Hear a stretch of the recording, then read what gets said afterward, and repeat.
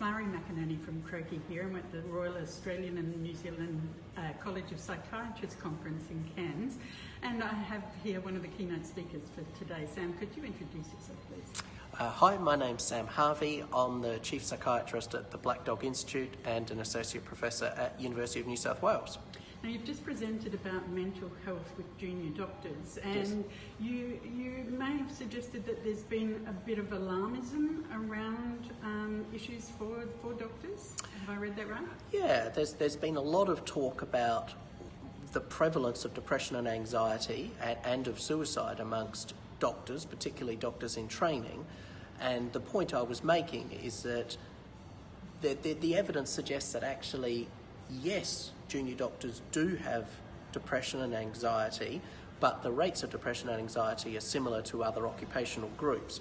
I do think there's a particular issue around suicide in doctors, but I think there are heightened rates of suicide amongst doctors, but that is due to the fact that doctors find it quite difficult to seek help, and if they do become depressed and have suicidal thoughts, then their access and knowledge means that they often engage in high lethality, self-harm.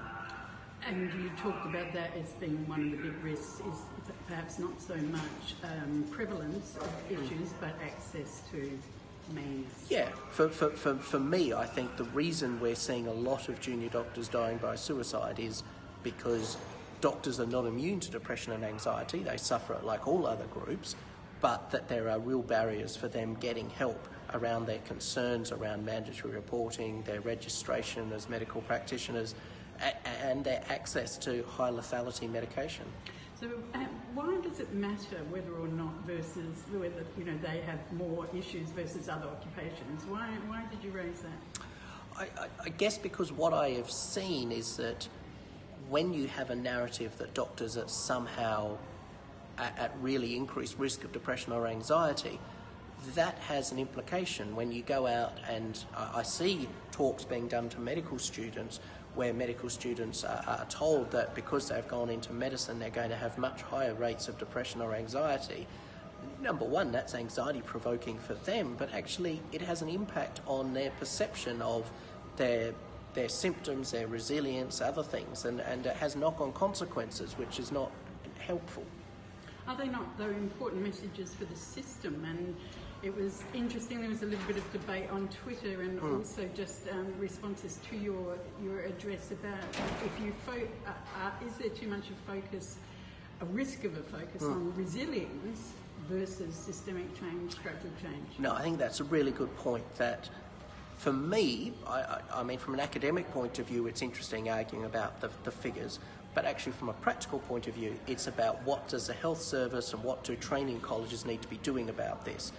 And I agree that to have too much of a focus on individual resilience training, not only is that going to be less effective, but also it gives the wrong message that this is about a lack of resilience. What I presented in my talk was a whole lot of evidence around workplace risk factors that we know are important. And if you don't have systemic organisational interventions to address those, then you're not going to get the type of change we want to see. So what are we seeing in the research on that? Well, we're beginning to see that there's a couple of key risk factors that are there for doctors. Things around the balance between their work-life balance, how they balance the demands of their work, and in particular exams and career progression, with all the types of stuff they want to be doing outside of work. Where that's out of kilter, that's a real risk factor for depression or anxiety. We know that a key part of that is working hours and shift patterns. We also know that sleep problems and fatigue associated with shift work, these are some of the big risk factors for junior doctors. But they're also things that we should be able to come up with systemic interventions to try and reduce. But to date, no one's ever published a good controlled study of that type of organisational level intervention for doctors. Now, is that because there aren't those interventions? What is that about, and what does that tell you that we don't have that? Well, I think it's partly because these are tough studies to do. They're not impossible to do, but you have to get that perfect mix of having a health service that has the financial ability and also motivation to do the change, and also researchers that are on board and funded to research it. So I think, they're tough to do, but necessary if we're serious about tackling the problem. And this is not just an Australian problem. This is an issue for the health services around the world. So it seems to me unimaginable that we can't find the resources to actually study some of these things and to know which things work and which things don't work. Who would you say the onus is on to do that? It's a good question. I think, inevitably for these types of really big questions, you often have to look at governments to say, well, this is a big issue. It's going to need proper funding to look at.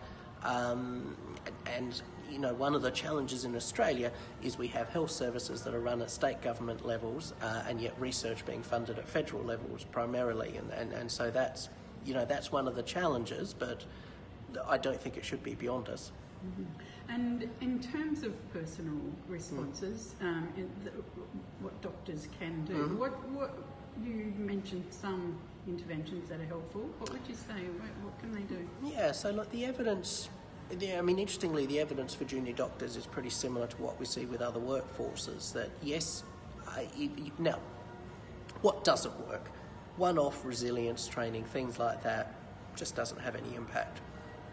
But if you can get medical students or junior doctors and you can teach them some mindfulness skills or some cognitive behaviour programs around stress management, then we know that reduces the rates of symptoms in terms of depression and anxiety, and there's also some evidence that it reduces the rates of suicidal thoughts in doctors.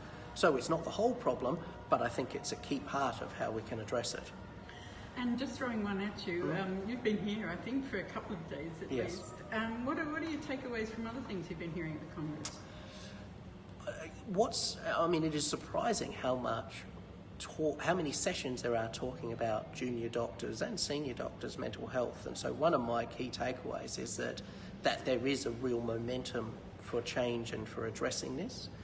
I think some of the other really interesting talks are around how we're getting to the point that now some of the genetic research, which has sort of seemed purely academic, is now getting to the point that we're beginning to see some benefit for clinicians, and that's really exciting.